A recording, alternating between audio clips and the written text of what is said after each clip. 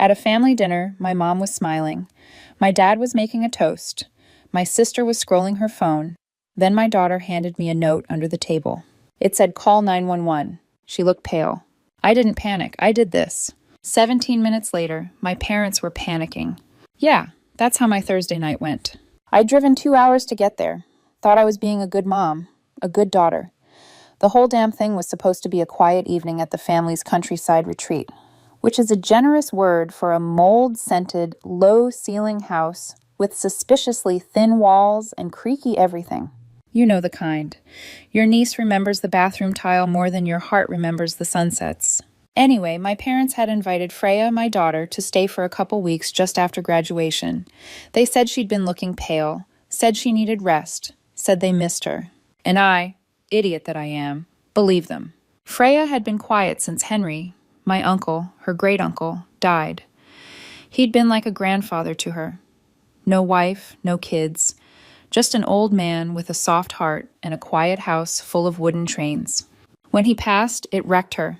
She wasn't answering calls much, but when I did get through, she always sounded tired, not scared. Tired I could live with. Tired I could fix. So I asked if I could come visit just for one evening. They weren't thrilled, but they said yes. I'm going to say something stupid now. I didn't think anything was off when I arrived. I walked in. They smiled. My mom hugged me. My dad cracked a joke about the wine I brought being actually drinkable this time. Everyone laughed. My sister waved from the kitchen. They'd even lit candles on the porch like we were at some Airbnb with good reviews. And Freya was there, smiling, sort of. She looked thin, paler than usual. Her eyes had that swollen, post-crying glaze, but she smiled when she saw me.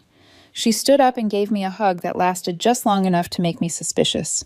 The kind of hug that says, "Thank God you're here," but doesn't want to be obvious about it. So I said nothing. I just squeezed her hand and asked, "You okay?" She nodded. Dinner started. Burgers, potato salad, slices of tomato that looked like they'd been carved with a spoon. Everyone talked like it was any other evening. My dad told a story about nearly crashing a golf cart. My mom kept refilling everyone's glasses with boxed wine and saying, "Just a splash," while pouring half a cup. My sister scrolled her phone under the table. The man sitting across from me, the family friend, smiled whenever I looked at him. I smiled back, because women are trained from birth to smile when men look at them. I didn't remember his name. I didn't remember ever being told his name. And then it happened. Just as my dad raised his glass for a toast, something about fresh air and family and how we should do this more often, I felt a hand brush my knee under the table. Freya. She was sitting beside me. She slipped something into my lap. A folded piece of paper ripped from a notepad, the kind my mom kept near the landline for grocery lists and passive-aggressive reminders about recycling. I looked down, unfolded it. 2 words, all caps. Call 911. No exclamation mark, no explanation, just that. I froze. She was still looking forward, not at me, staring into the middle of the table like nothing had happened. But I saw her hand shake. I saw her leg bouncing under the table. My throat went dry. My mom turned to me. "Everything all right, honey?" I folded the paper back up without blinking, slid it under my thigh. "Yeah," I said, and forced a smile. "Just potato salad's a bit heavy?" They laughed. My dad made some joke about my city stomach. And I laughed too, but I couldn't feel my hands anymore. What the hell was going on? I looked at Freya again. She didn't look back, but her jaw was tight, her eyes glassy. Was she serious? Was she joking? No, she wasn't joking. And why couldn't she just say it out loud? Because she was scared, that's why. I needed to get out of there. I cleared my throat. "Mind if I use the bathroom?" My mom waved toward the hall. "Of course, sweetheart." I stood up, took my bag with me, just in case. Just in case of what? I didn't know yet. But something in my gut had gone ice cold. The hallway was narrow. The bathroom door stuck halfway, same as it always had. I locked it behind me and sat down on the closed toilet lid like I might throw up. I pulled out my phone. My hand was shaking so badly it took 3 tries to unlock the screen. I didn't call my husband, didn't text a friend. I went straight to 911. The dispatcher picked up in under 5 seconds. "Emergency services, what's your location?" I gave the address. My voice cracked halfway through the street name. I don't know what's happening," I whispered. My daughter gave me a note under the table. It said, "Call 911." She looked scared, She's staying here with my parents. I'm just visiting. I don't know what's wrong, but I think she's in danger. Please." The dispatcher asked a few questions. Name. How many people were in the house? Was anyone hurt? "I don't know," I said again. "But I think she's been, I don't know. I think she's been trying to tell me something. She looks like she's been crying for days. Something's not right." They promised someone was already on the way. I hung up, sat still, tried to breathe. And now I had a new problem. I had to go back out there, sit down at that table, with the people who were either completely innocent or something else entirely. But was I paranoid? Or had my daughter just slipped me the most terrifying message of her life? And now I had to wait. I don't remember unlocking the bathroom door or walking back to the dinner table, or how I managed to sit down without passing out. I do remember the glass of wine still in my hand, though. I didn't drink it. I just held it like a prop, because if I let it go, I was afraid my hands would show what was really happening under the surface. My daughter had just passed me a note that said, "Call 911," and I'd called them. They were on their way.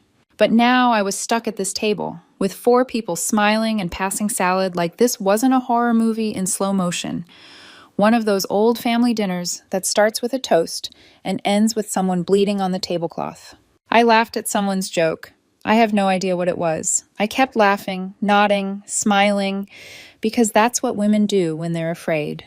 That's what daughters do when their parents are looking directly at them and saying nothing's wrong. That's what mothers do when their child is in danger but they don't know how, or from whom. And somewhere between the fake laughter and the buzzing in my ears, my brain did what it always does when I'm on the edge. It went backwards. Because this wasn't new. Not really. I've spent my whole life coming to that place. The one we're sitting in now. The one that smells like mildew and wood polish and burned coffee. My parents bought it when I was 4.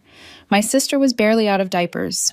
I still remember the sunburn I got the first summer we spent here, and the way my mom blamed me for not applying the lotion properly, like I had failed at sunscreen. She said it gently, though. She always said things gently. They weren't the kind of parents who screamed. That would have been too obvious. They were colder than that, polite, distant, formal almost. If you asked them, they'd say they did everything right. We had food, we had clothes. They came to our school plays and clapped and smiled.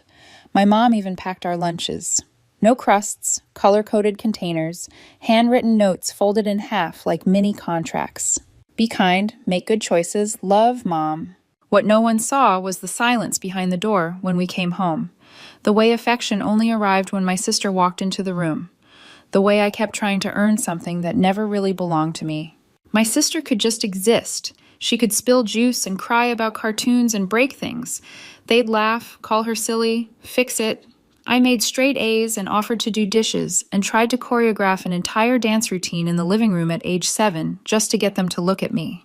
They looked, then asked me to stop because I was being loud. And I know how it sounds. Petty, juvenile, like some jealous story from a kid who didn't get enough hugs. But here's the thing. When you grow up in a house like that, the absence of love doesn't show up as violence.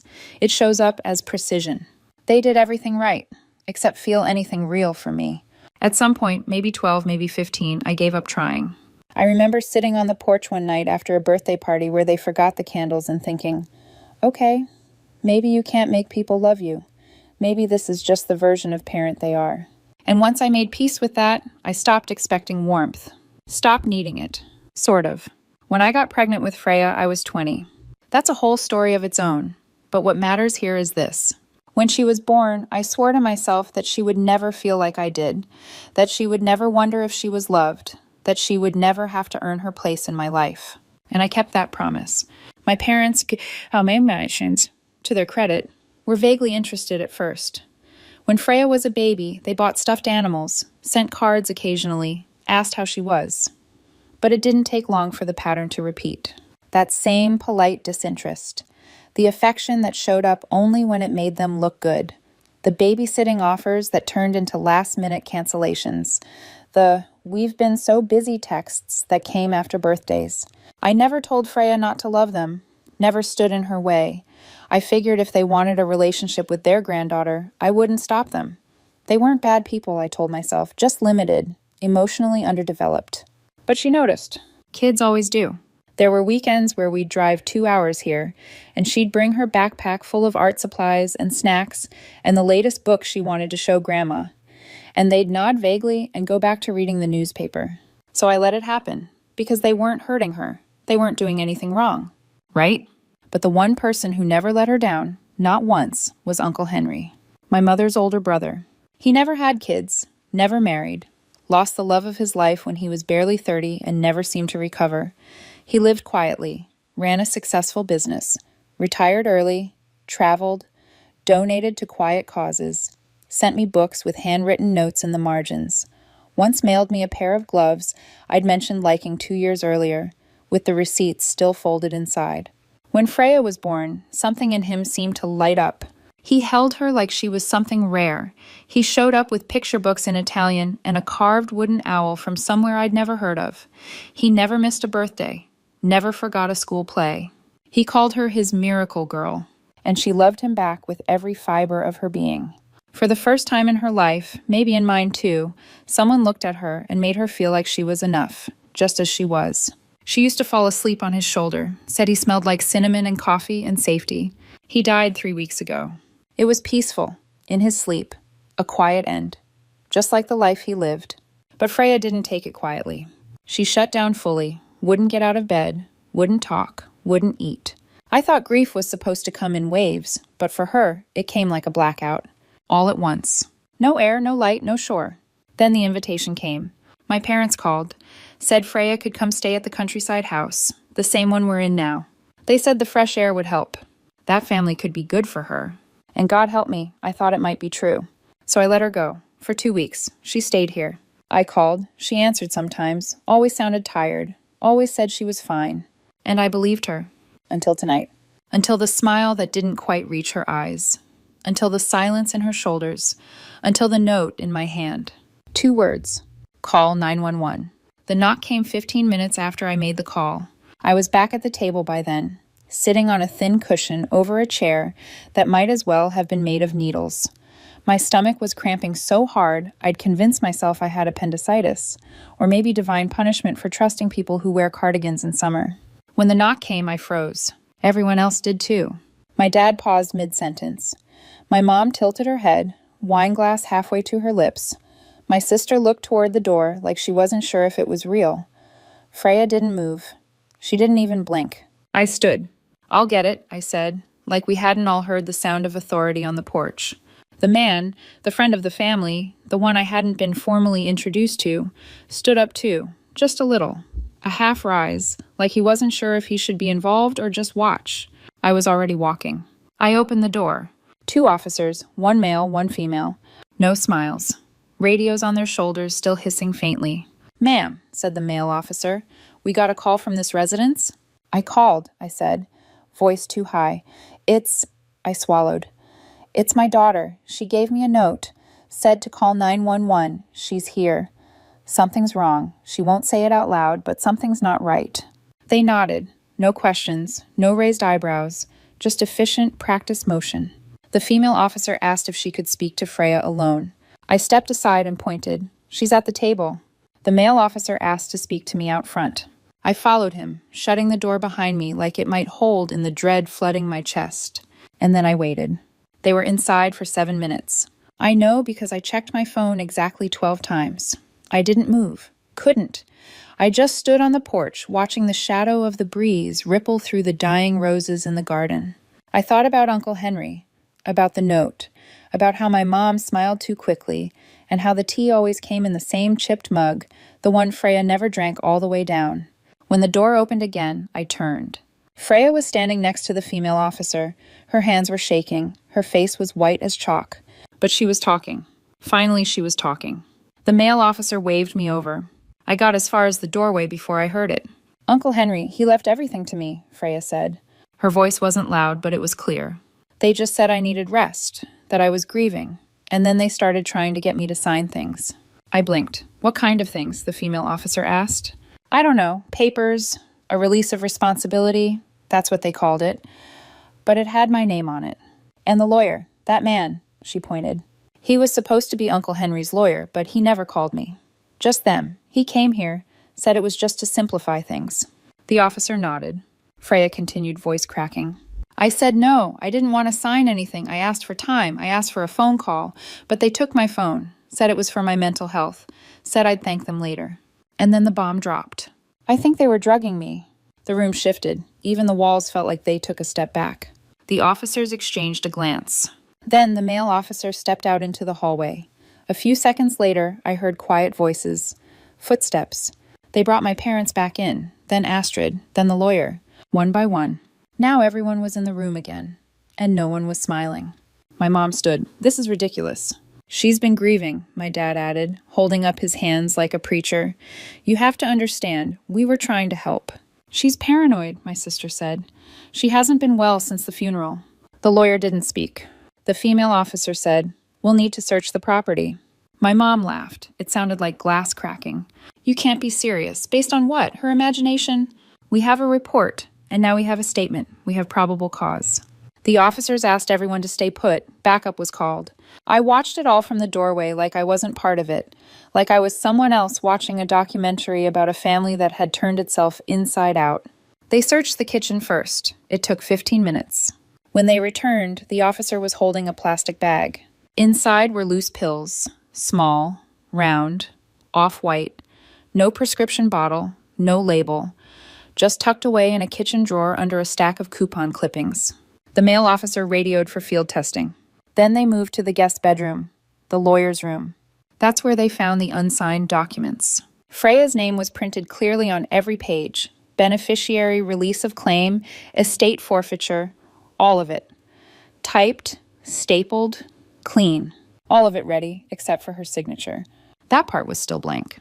And then the basement. I'd never even been down there. My parents always said it was for storage. Turns out storage meant a finished room, with a bed, a side table, a stack of folded blankets. It was clean, almost cozy, if you didn't look too hard. But then there was the bolt on the outside of the door, and the narrow window that didn't open. And the fact that Freya's things were there, her jacket, a pair of socks, a half-finished notebook, her necklace, the one Uncle Henry gave her for her 16th birthday, placed neatly on the table like she was meant to settle in. Except one thing was missing. Her phone. That's what they found upstairs, locked in a cabinet in the laundry room, alongside her wallet.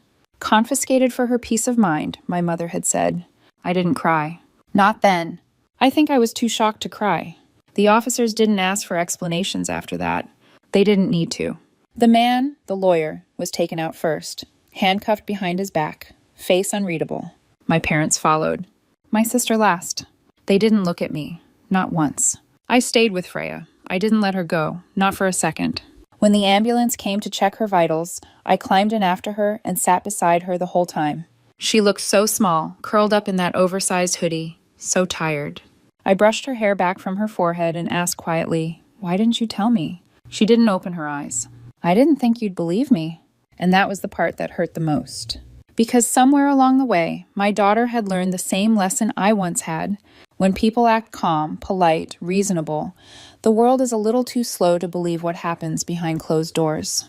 But this time someone did. If you've never had to hide your panic behind small talk while your daughter exposes a criminal conspiracy at a dinner table, 10 out of 10 would not recommend. But you know what's worse? When they get released.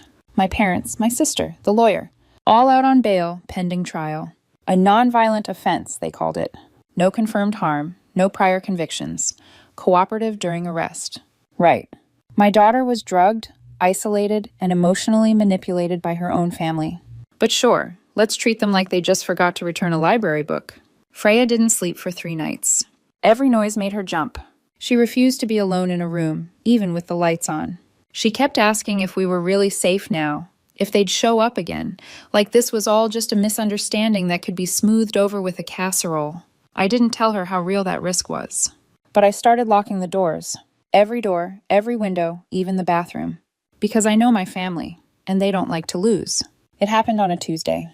I'd gone into the city for a few hours. A client meeting I couldn't reschedule. Freya insisted she was fine. She said she'd stay in, maybe read, maybe finally eat something. I almost didn't go. But of course I did. And of course they showed up.